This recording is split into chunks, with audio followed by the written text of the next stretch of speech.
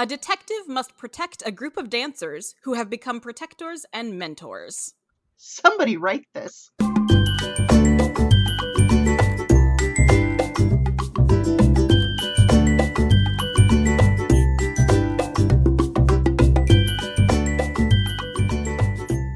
Hi, and welcome to Somebody Write This, where we use a random plot generator to give us an idea, and then we brainstorm how that could be a thing somebody might want to write. I'm Hannah. And I'm Jenny, and to help us with our brainstorming today, we have a guest. Let's welcome Shiva from Fancy Comma. Hi. Hi, we're so happy you could join us. Tell us a little bit about the kinds of work that you do with Fancy Comma. Well, I am a freelance science writer. I started freelancing in 2013 after I had to get a job, and I just kept doing it because I needed money, and it eventually became a company because I just decided to incorporate, and now because I like the name Fancy Comma and I thought of it, I wanted to start a business, so that's basically the really boring version of how I became Fancy Comma LLC. In reality, I really like writing, and I've always thought it was really important to communicate science effectively to people. And especially right now with the COVID-19 pandemic, there's so much misinformation, and it can really help to have a science writer that knows the science. I have a master's from Georgetown and a bachelor's from MIT, both in neuroscience / brain and cognitive sciences. So yeah, I'm finding it really fun and cool to explain science to people. Where does your work get used? If you're writing science stuff, where does that then go? Well, I've had all kinds of clients. I've worked with the government. I've worked with academic scientists that were applying for grants. I've worked with industry.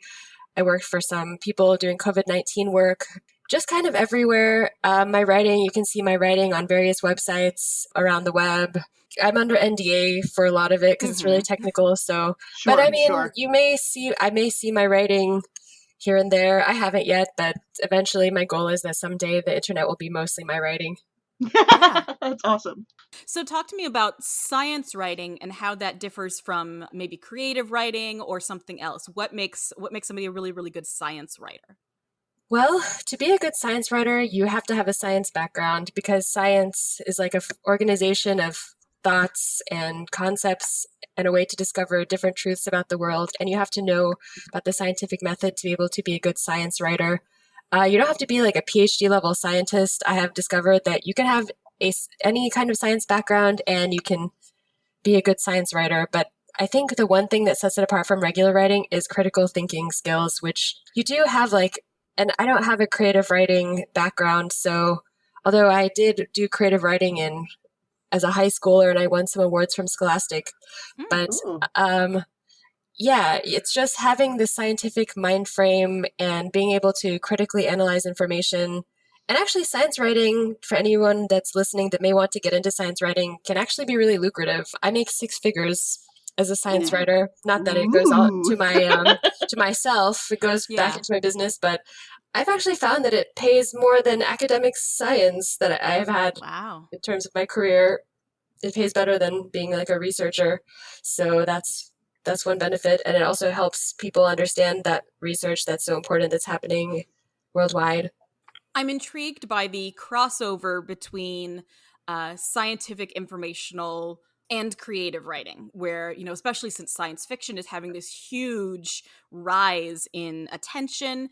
And I'm curious how, as you've been working on this stuff and writing other stuff, whether you've either seen examples of somebody using really rigorous scientific concepts in creative writing, or whether you've gotten ideas for, what if I wrote a story and incorporated this information that I know and turned it and brainstormed with that. I'm just curious as to whether you've seen that as an overlap anywhere.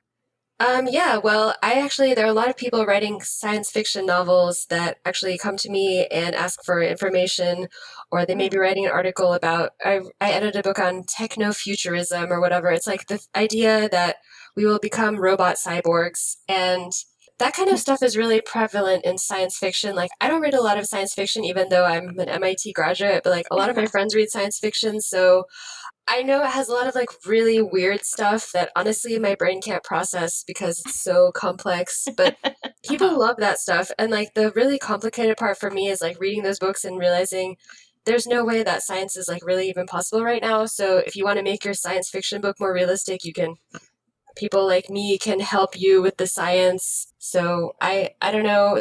I think the crossover is really interesting because I was just thinking about the pandemic and how I really loved, like, I think it was like Outbreak or something is a book that I really liked growing up, or I read it in a Yeah. Reader's Digest that I bought from my library because it was in like the discard pile of books at the library. Right. So, like those and like Jurassic Park really influenced me, and it was kind of secretly about like gene editing and stuff. So Yeah. Oh, yeah. I think that kind of science fiction actually does have like a lasting impact on people, and like it influenced, I think it, even though I'm scared of Jurassic Park, I think it helped influence my science career. Yeah, this was an area I really didn't know anything about, so I'm glad that you were able to share some of this with us.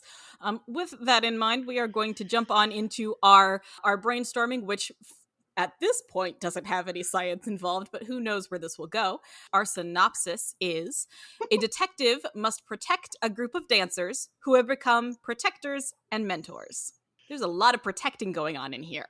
Yeah, it's confusing because the detective is protecting a group of dancers, but the dancers have also become protectors. So I guess the protection level is so high they have to call in extra protection for themselves because their protection is actually becoming very dangerous. If the dancers need protecting, because what are they protecting that put them in danger that they would need protecting?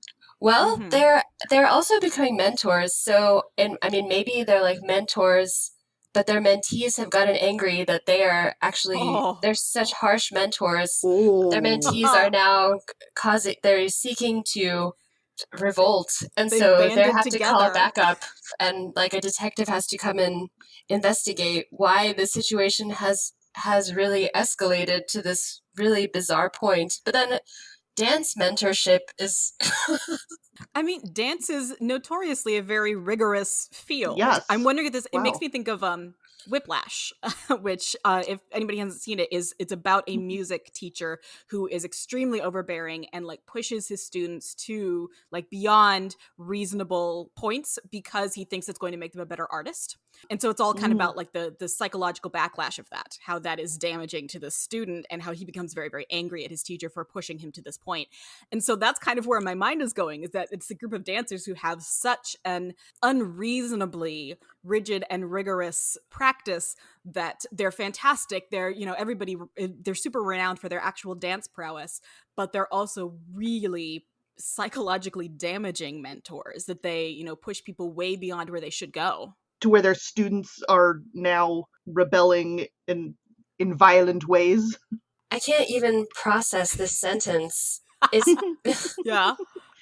a group of dancers. So like a group of dancers have become protectors and mentors. So like they're kind of blurring the line between mentor, because good mentorship does try to protect you, because I've done a lot of mentorship as a scientist, as a writer. Mentorship is actually really hard. I don't know, maybe we just make this about mentorship, because as a scientist, as a woman in science, has a lot of bias issues that a lot of these things are coming to light now. And mentorship is one way to help improve science, or really anything that involves learning skills and navigating a complex career. Yeah. I mean, like, I've also done dance.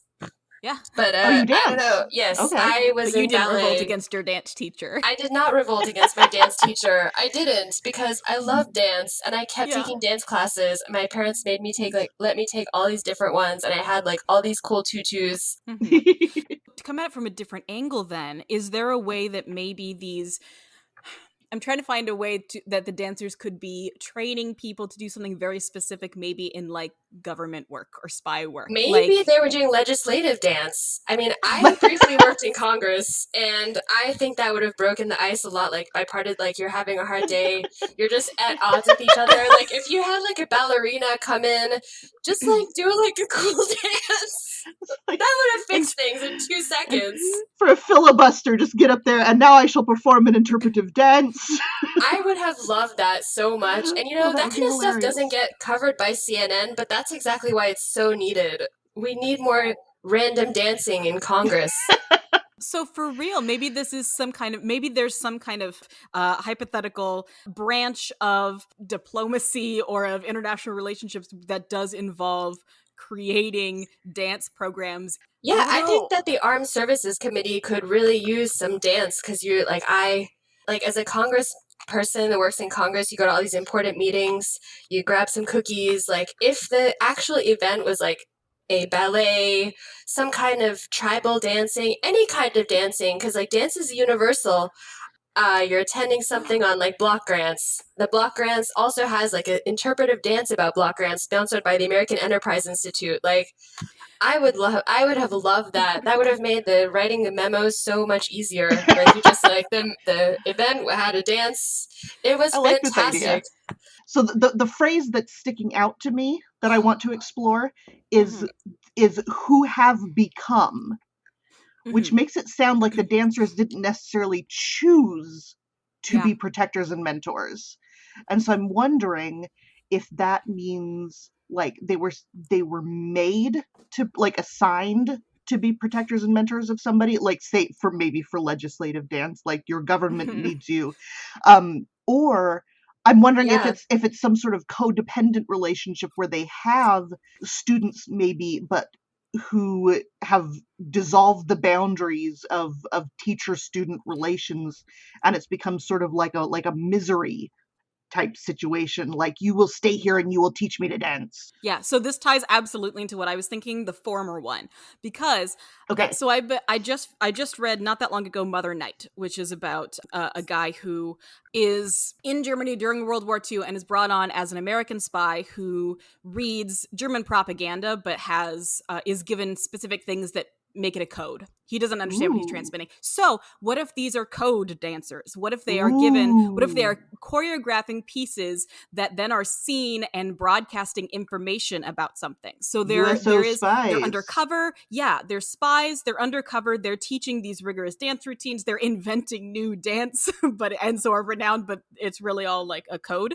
And so that would explain why they're protecting. It would explain why they're mentoring, because they are legitimately teaching dance, but there's ulterior motives. And the dancers that they're teaching to that they're mentoring and protecting don't know that that's what they're doing. They don't know that they're broadcasting codes. Only the group of dancers teaching. Maybe this secret is getting out and people are finding out about it. Like, for a long time, it was only a handful of people who knew that this was happening, and who would go to these dance performances. You have some like beautiful mind person is like watching the dance and going, "Oh my gosh, it's a code." Exactly. Yeah. So we need to get some, like, the NSA needs to learn dance interpretation so that they can attend legislative briefings. I'm kind of loving this world, yeah. And you can play with it, like the detective who comes in to protect them, you could play with it where that he doesn't know any of this. Like, there would be no reason for him to have to know why to protect these dancers, and they'd want to keep that, very much under lock and key, what's going on with codes. And so he just is told, you have to protect these dancers who are gathering together and they're in danger, and he starts finding out what's going on. That is fascinating. Who's this detective? Inspector Gadget, perhaps. Well, we maybe have a name for him because I've just generated the random title. And this, our story is called Tyler. Tyler. Oh, so Tyler the detective. I'm assuming Tyler is the detective. Although there could be we shouldn't just assume there are only female dancers in this group either. There are obviously, if you're doing full pieces, you obviously, yeah, of course. So Tyler could be one of the dancers. Tyler could be the name of their new dance form. Tyler could be the name of the code breaker who is after the dancers now. Does that make him too much the main character if the title is his name? That's a good question. I don't know. Sometimes really good stories are told from the villain's point of view. Like Friday the 13th. Yeah. It's like it's all about the villain. It's not about, you don't care about who they're killing. It's you watch it for the monster.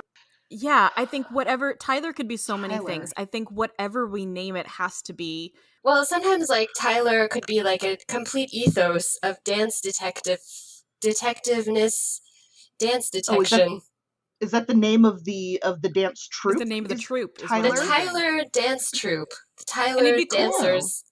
It would be cool with something like this, especially where we have like this this espionage story. It'd be nice if Tyler had like a surface meaning and then a deeper meaning that you uncover later on. Maybe Tyler has like a meaning in an ancient alien language.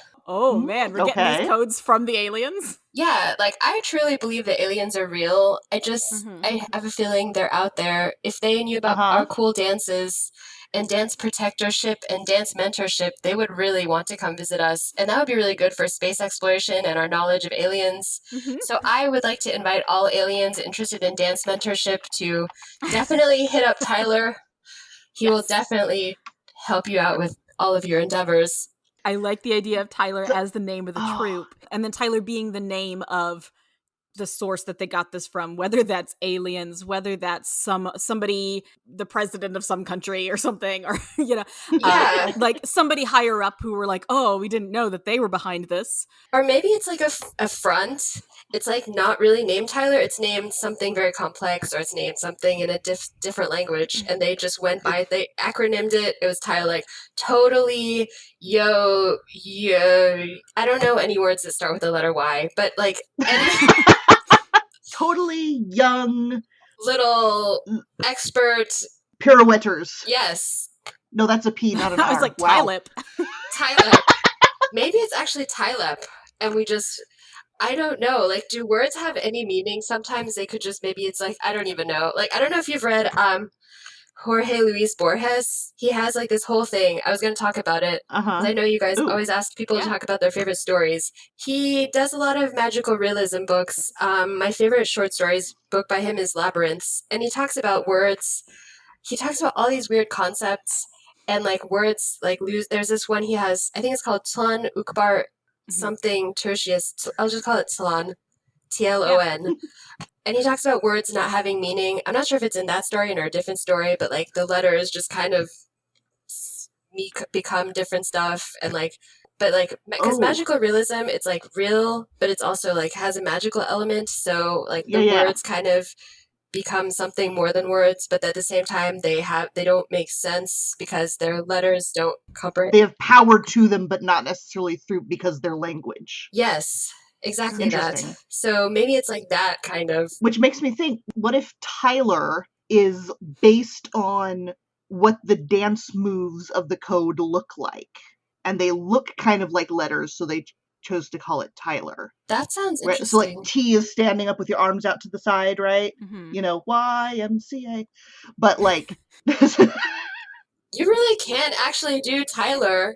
Maybe they did because I'm trying to work. I'm like standing up at my desk. I'm trying to do like all the different letters. I'm trying to do the Tyler. You can do Tyler. Like I'm at L right now, and then like E, you can do like a lowercase e, and then R, you can just kind of. I think I did the R backwards. And if you got a whole troupe of dancers, you can do the anything. Dance craze that swept Washington, D.C. The briefing begins with them doing the Tyler dance.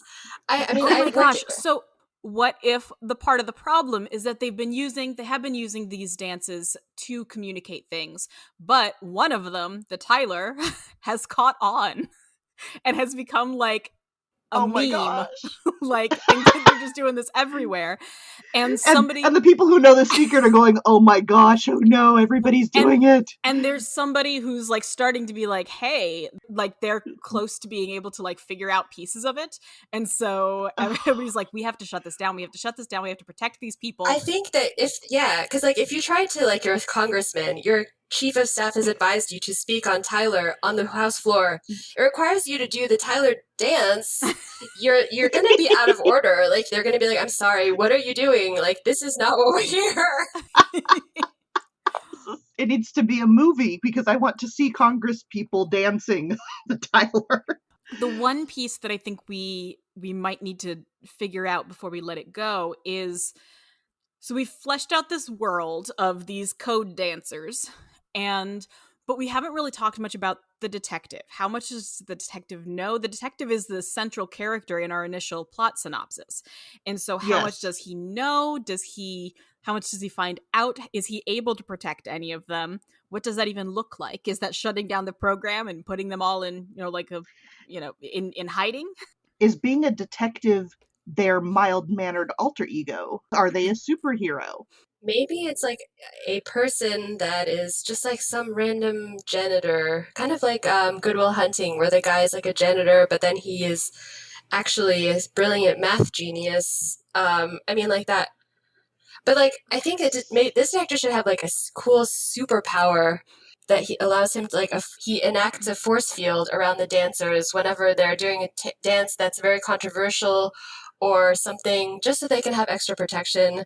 Because he's also a researcher. He's like a detective, and he's also like a Tony Stark kind of guy.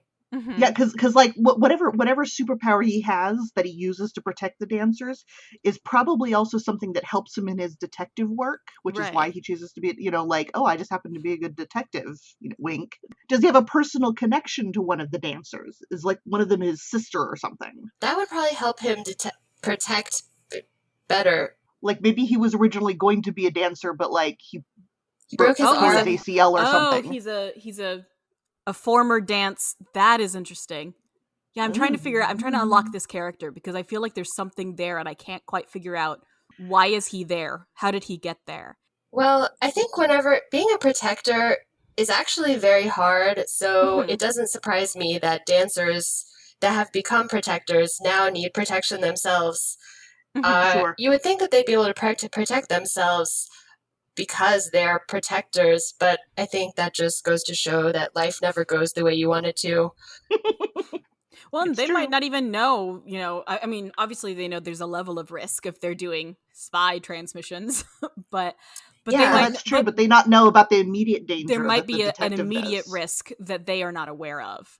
And that they shouldn't be told about for security reasons, for their own safety or something, that they can't be given the details. And so this guy is in there to try to keep them safe. Maybe he joins their troop or attempts to join their troop. Yeah, like sometimes when I was in MIT, there were like weird groups. Like we would have like graduate students at MIT are like really, really weird. They're like really hardcore. Sometimes they would like come to like an undergraduate event and we'd be like, why are you here?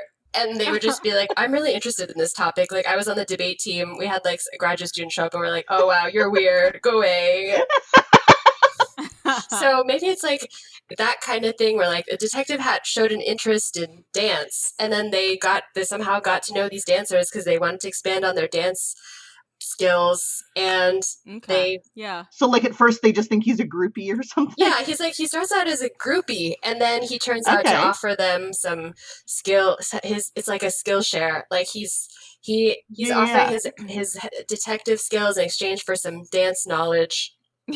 There you go. I like that. We are right at time where we need to close things out. So listeners, we turn this over to you. There are a lot of pieces that we couldn't quite make fit, but it's so close, I think. So, it's so close. So figure out what exactly is going on with Tyler, what the underlying meaning of that is. What does this dance look like? Do the dancers know that they're at risk? Whereas is the detective going to be a dancer too? I don't know. We're going to toss this over to our listeners. That was a lot.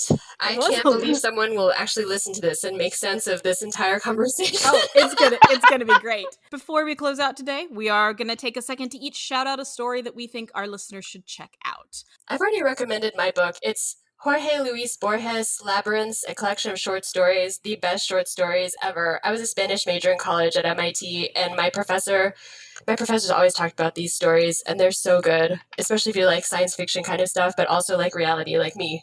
Well, then I'm going to go ahead and I'm going to also recommend one that I mentioned in the episode. I'm going to recommend Whiplash. It's a great movie. It's got Miles Teller, I think, and J.K. Simmons, and they're both amazing. And it's a really, really good look at what is worth doing for the sake of your art and what is not. And the final, 10-15 minutes are just some of the most electrifying cinema I've ever seen in my life. It's so, so good. So I highly recommend it. Whiplash. All right, Jenny, we'll end with you. What do you want to share? In honor of Chadwick Boseman, who passed away just yesterday as of this recording, I want to recommend his movie 42. In 1947, Jackie Robinson becomes the first African American to play in Major League Baseball in the modern era when he was signed by the Brooklyn Dodgers and faces considerable racism in the process. And, on the surface, movie about baseball, but it's also about history and racism and about this man in particular. And he was just amazing. And Chadwick Boseman's portrayal was just moving and influential. He was such a great actor. I can't believe he did Black Panther as someone that had cancer. Yeah. Yeah, while he was getting cancer treatments. That it was just really speaks amazing. to like the resilience of humans in general. Yes. I'm so glad he made that movie. If, like me, you primarily know him from the Marvel movies, please check out 42. It's a wonderful movie. I gotta check that out. And rest in peace, T'Challa. All right. Before we end, Shiva, is there anything you'd like to plug for yourself? It could be your business, it could be social media, it could be any other projects, anything you want to share for our listeners as to where they can find you? Yes, you can find me in all corners of the internet at Fancy Comma on Twitter, at Fancy Comma on LinkedIn, at Fancy Comma LLC on Facebook, at Fancy Comma on Instagram, and on the web at www.fancycomma.com. Woohoo! Awesome. Well, thank you so much for joining us today. We ended up with a really intriguing story that Yes. that I really hope somebody adds to Does and puts something the pieces with. together. Yeah. Yeah, this has so been thank you so amazing. much. This has been my first podcast ever. Total pleasure. I have really enjoyed every moment of this. Thank you so much for having Yay! me. Oh, yay!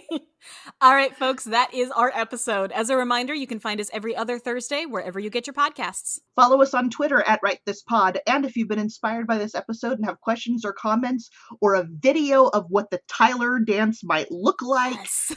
email us at somebodywritethis@gmail.com. We'd love to hear from you. We'll be back with another episode in 2 weeks. We'll see you then. And as they say, he who has no wishes has no eyes.